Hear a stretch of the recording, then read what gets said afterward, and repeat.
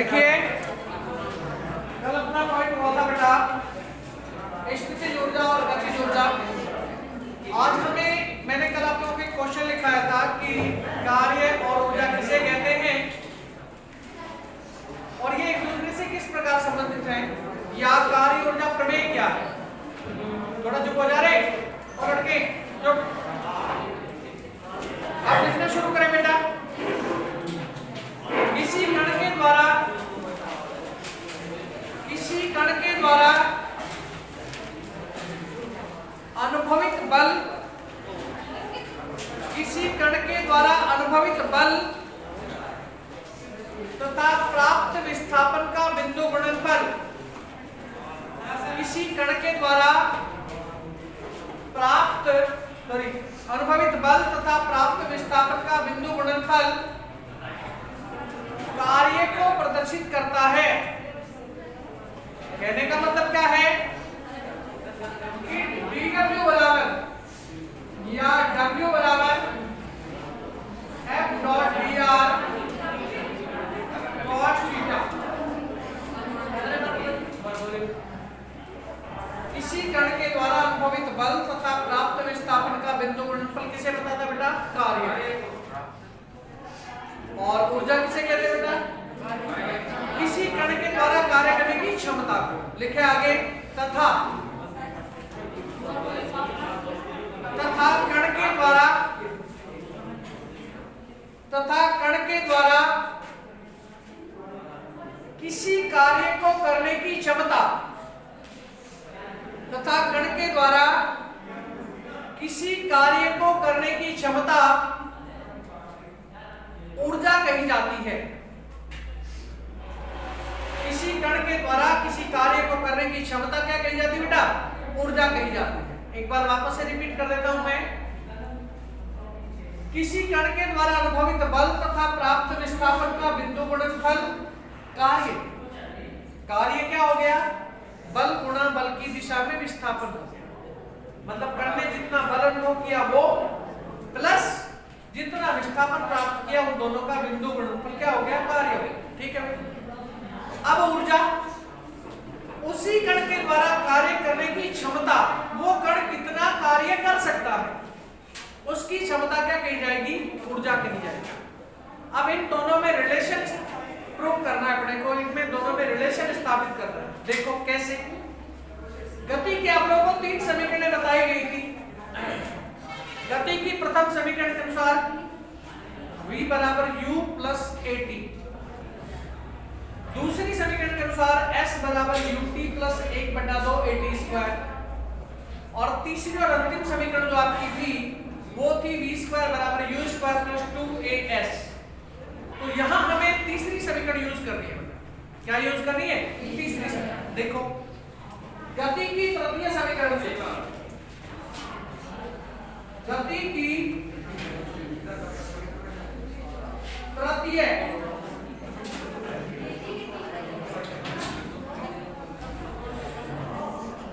समीकरण से, गति की तृतीय समीकरण से क्या कहती है भाई? v स्क्वायर बराबर u स्क्वायर प्लस 2as, अर्थात अंतिम वेग का परिमाण बराबर प्रारंभिक वेग का परिमाण प्लस में त्वरण गुणा विस्थापन। ये समीकरण क्या भी मैं नहीं कर रहा हूं। अंतिम वेग का परिमाण अर्थात v स्क्वायर, प्रारंभिक वेग का परिमाण अर्थात u स्क्वायर, और प्लस में 2 गुणा त्वरण गुणा विस्थापन। तो चलो कोई बात नहीं, 2 वेग है अपने पास, एक प्रारंभिक और एक अंतिम। इन वेगों का अंतर देखते हैं। इस समीकरण को अपन ऐसे भी लिख सकते हैं भाई 2as बराबर v square minus u square. कैसे लिख सकते हैं? हम इसे लिख सकते हैं ना, इस 2 को उधर दे दो भाई, 2 इधर अच्छा नहीं लग रहा, उधर दे दो। तो as बराबर 1/2 गुणा v square minus u square. समीकरण संख्या 1 अपने पास ये हो गई, समीकरण संख्या 2 अपने पास ये हो गई। दोनों तरफ एक तो m से गुणा करना है बेटा, क्योंकि अपने पास m द्रव्यमान का कण है, उसी कण को विस्थापित कर रहे हैं। समीकरण 2 के LHS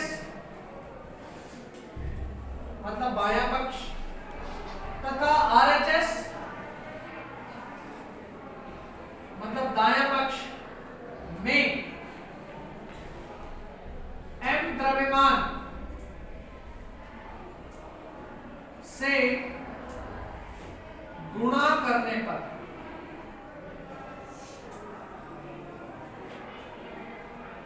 किससे गुणा करना है बेटा? स्मॉल m द्रव्यमान से दोनों तरफ गुणा करना है। कर दो भाई। MAS बराबर m/2 v² माइनस u²। कोई बात नहीं भाई, इस m/2 को अंदर दोनों जगह दे दो, v² के साथ भी और u² के साथ। तो अपने पास आ जाता है F.S। ऐसा क्यों आ गया? F.S क्यों आ गया हमारे पास, बता सकते हैं आप? क्योंकि Ma बराबर बल होता है बेटा, द्रव्यमान गुणा त्वरण बराबर बल। तो F.S बराबर 1/2 mv² माइनस 1/2 mu²। अब यहां इनको विशेष नाम दिया जाएगा बेटा। 1/2 mv² को क्या नाम देंगे हम? Kf, the final kinetic energy. और 1/2 mu² को क्या नाम देंगे? Ki, इनिशियल काइनेटिक एनर्जी मतलब प्रारंभिक गतिज ऊर्जा और अंतिम गतिज ऊर्जा। और ये बल गुणा बल की दिशा में विस्थापित किसको बता रहे हैं, आप बताओ? बल गुणा बल की दिशा में विस्थापित किसे बता रहे हैं? कार्य को बता रहे हैं। तो फिर W बराबर Kf माइनस Ki। समीकरण संख्या हो गई 3। समीकरण संख्या 3 जो है वो कार्य ऊर्जा प्रमेय के रूप में जानी जाती है। The equation for the third is known as work and kinetic energies theorem। समीकरण संख्या 3 जो है कार्य ऊर्जा प्रमेय के रूप में जानी जाती है। इस समीकरण से लगभग, मैंने आप लोगों को कल भी बताया था, लगभग 200 बार क्वेश्चन आ चुका है, लगभग 200 बार। बाकी कुछ कम भी हो सकता है, कुछ ज्यादा भी हो सकता है, लेकिन लगभग 200 बार। इसमें से पिछले 10 वर्षों की बात कर रहा हूं मैं, पिछले 10 वर्षों में इसमें से लगभग 200 बार क्वेश्चन आ चुका है विभिन्न कंपटीशन से। तो आपके लिए बहुत ज्यादा इंपॉर्टेंट थ्योरम है। तो एक काम करें, आप इसके बारे में लिख लीजिए, फटाफट लिख लीजिए।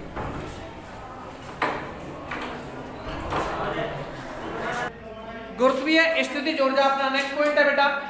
देखो क्या कहती है गुरुत्वीय स्थितिज ऊर्जा।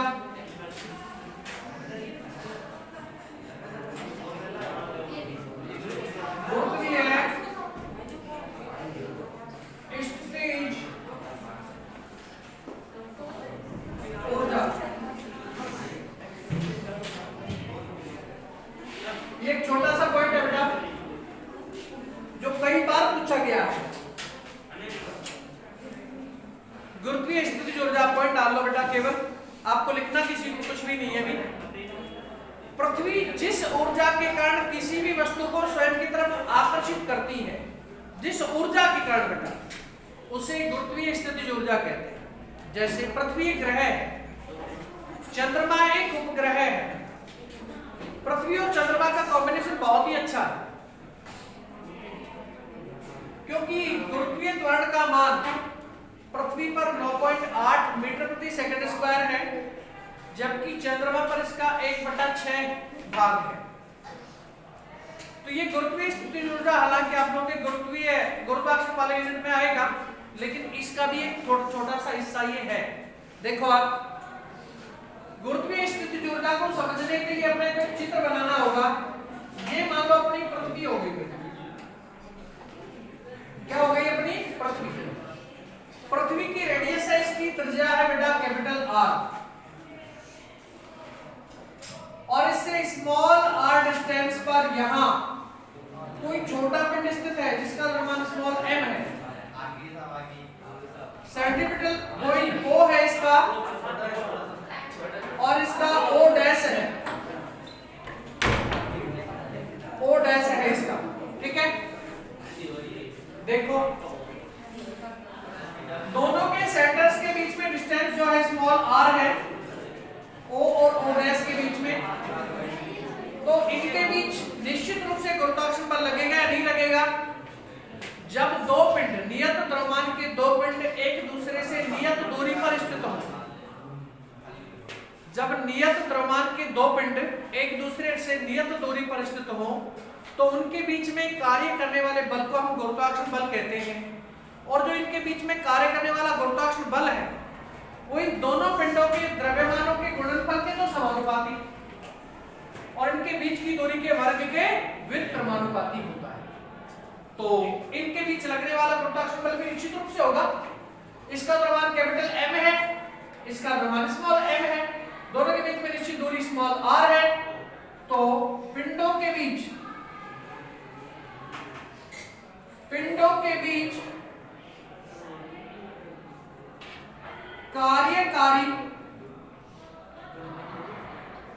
कार्यकारी गुरुत्वीय बल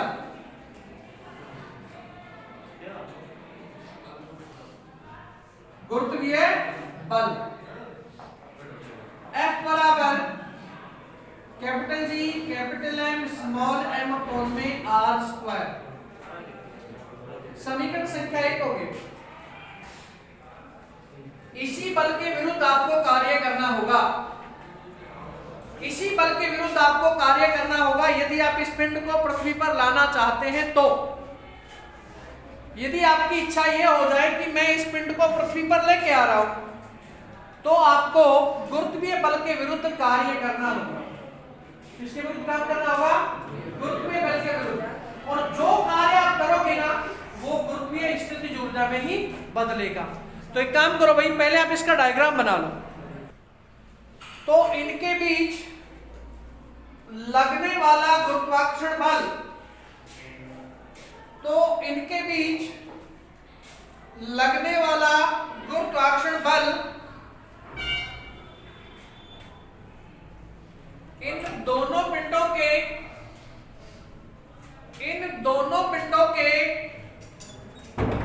द्रव्यमानों के, इन दोनों पिंडों के द्रव्यमानों के गुणनफल के समानुपाती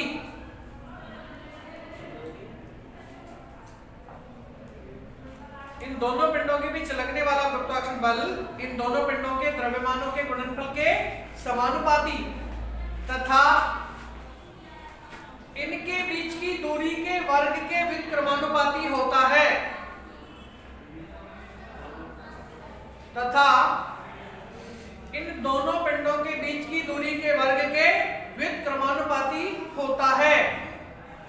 अब देखो बेटा, इस गुरुत्वीय स्थितिज ऊर्जा को हम लोग इस प्रकार से ज्ञात करेंगे। समीकरण एक अपने पास ये होगी जो आपके सामने लिखी हुई है ना, F बराबर G m m बटे में r स्क्वायर, जहां ये G क्या है बेटा? गुरुत्वीय नियतांक है, जिसका मान आप लोगों को बताया गया था 6.67 गुणा 10⁻11 न्यूटन गुणा मीटर स्क्वायर प्रति किलोग्राम स्क्वायर। अब देखो, इसी बल के विरुद्ध इसी के द्वारा कार्य किया जाएगा। यदि हम वास्तव में देखें तो यहाँ दो प्रकार की ऊर्जाएं हम प्राप्त कर सकते हैं। यदि हमारी इच्छा हो कि हम पॉजिटिव एनर्जी प्राप्त करें तो हम यहाँ 180 डिग्री का कोण मान के चलेंगे, और यदि हमारी इच्छा हो कि नेगेटिव टाइप की एनर्जी प्राप्त करें तो हम यहाँ पे 0 डिग्री का कोण मान करके चलेंगे। देखो 180 डिग्री का कोण तो कब बनेगा भाई? बल की दिशा तो इधर है,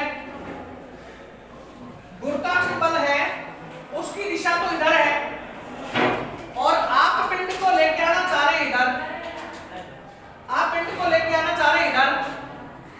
दोनों चीजें एक दूसरे की विपरीत दिशा में जा रही है, इस प्रकार से हाथ फैला रही है। तो बीच में बनने वाले कोण का मान कितना है बेटा? दोनों हाथों के बीच में बनने वाले कोण का मान कितना है? 180 डिग्री है। सरल कोण है, यदि 180 डिग्री कोण मान करके आप चलते हैं आगे तो आपको पॉजिटिव टाइप की पोटेंशियल एनर्जी मिलेगी, और यदि इसे आप 0 डिग्री मान के चलते हैं तो आपको नेगेटिव टाइप की पोटेंशियल एनर्जी मिलेगी। देखो मैं यहाँ पे पॉजिटिव प्राप्त करूंगा, इसमें से 180 डिग्री मान के चलूंगा। देखो आप ध्यान देते रहो, आपको लिखने की आवश्यकता नहीं, बाद में लिख लेना। ध्यान दीजिए, इन दोनों के बीच में बनने वाले कोण का मान 180 डिग्री। किया गया कार्य या स्मॉल m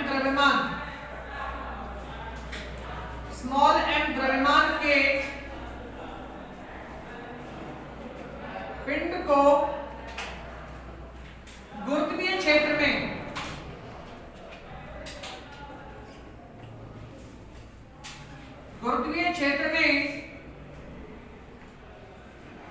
लाने हेतु किया गया कार्य,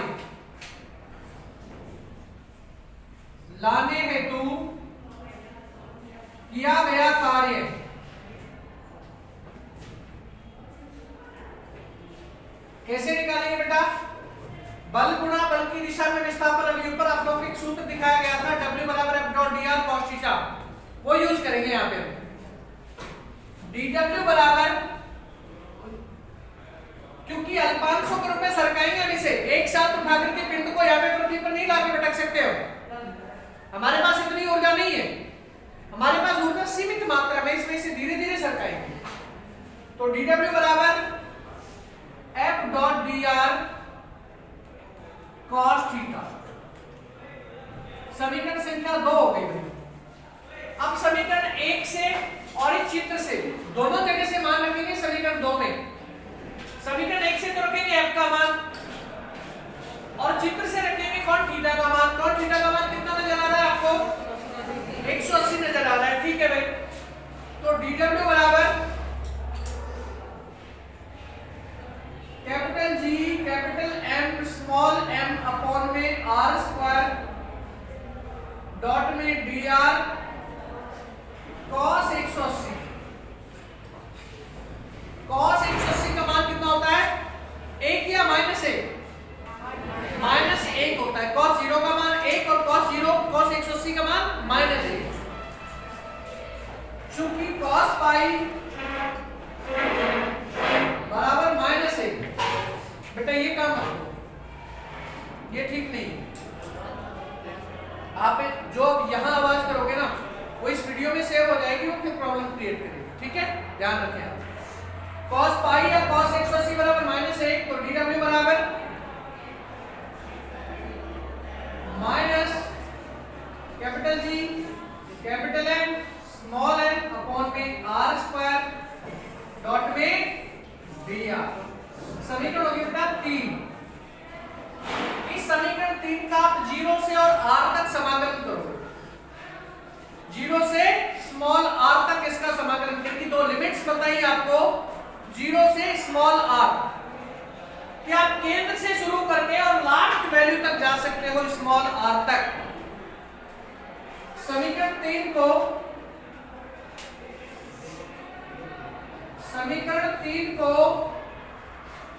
0 से r तक समाकलित करने पर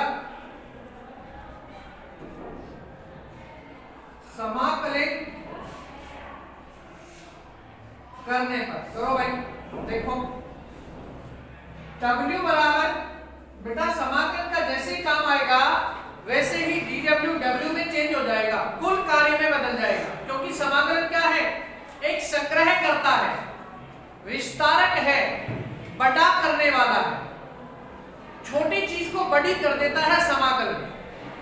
तो देखो W बराबर समाकलन का निशान लगाया 0 से r की लिमिट्स में, G capital M small m upon में r स्क्वायर डॉट में dr।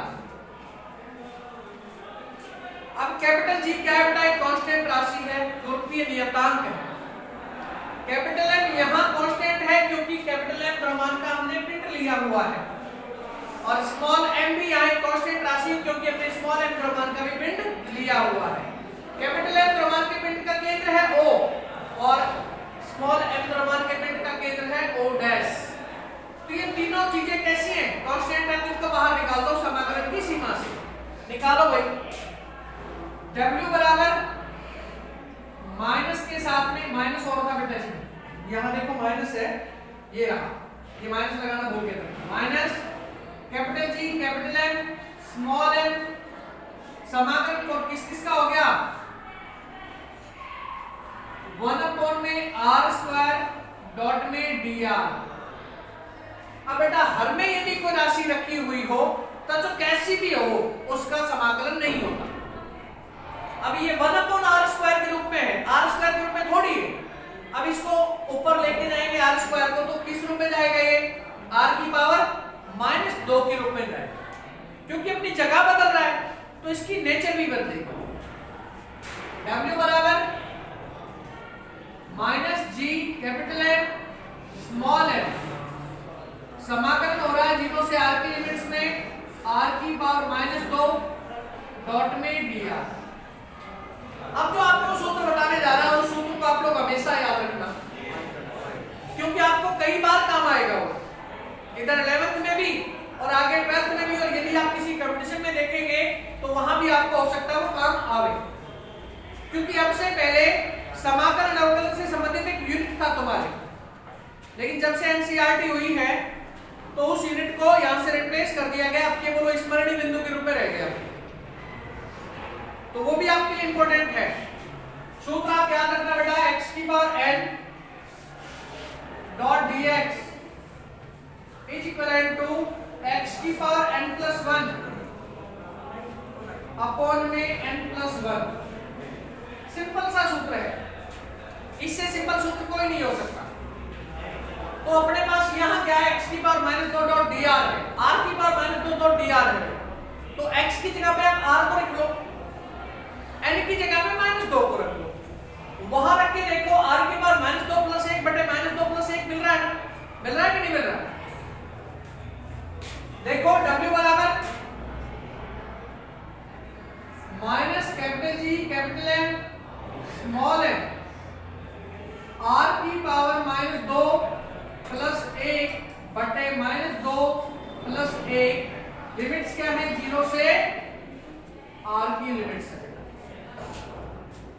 बोलो इसे। तो w बराबर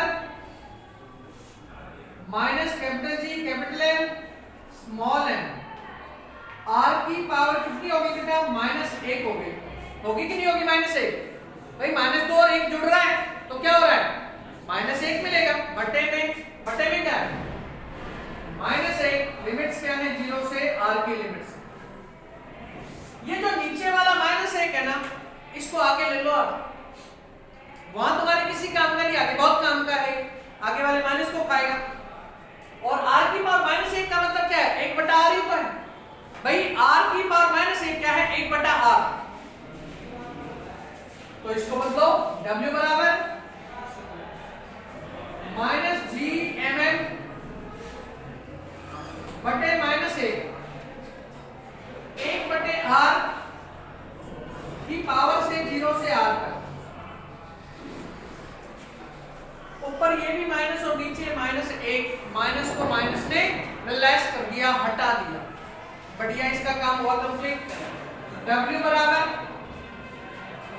gmn, ये 1/r को है ना, इसे अपर लिमिट r और लोअर लिमिट 0 के रूप में खोलो। कैसे? 1/r या फिर अनंत के रूप में खोलो, अनंत से r तक, अनंत से r तक खोलो बेटा, इसे अनंत से r तक, अनंत से r तक, क्योंकि आप यहां अनंत से कराए हो, उसे अनंत से r तक।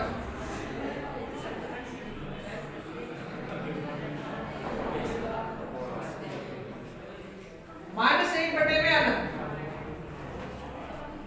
क्योंकि 1/0 का मान अनंत लाता बेटा, और 1 अनंत का मान 0 आ जाएगा, उसमें अपने को फायदा रहेगा। w बराबर, सॉरी यहां पहुंच गए थे ना, w बराबर gmn खोल लिया, 1 बटे में r -1 बटे में अनंत, 1 बटे अनंत का मान अब बताइए 1/अनंत का मान 0 और 0/1 का मान 0/1 का मान 0 0। ध्यान रखना 1/0 तो अनंत 1/अनंत मतलब 0 0/1 0। ये 3 राशि आपको याद रखनी पड़ेगी, छोटी सी है, सिंपल सी है, आराम से याद हो जाएगी।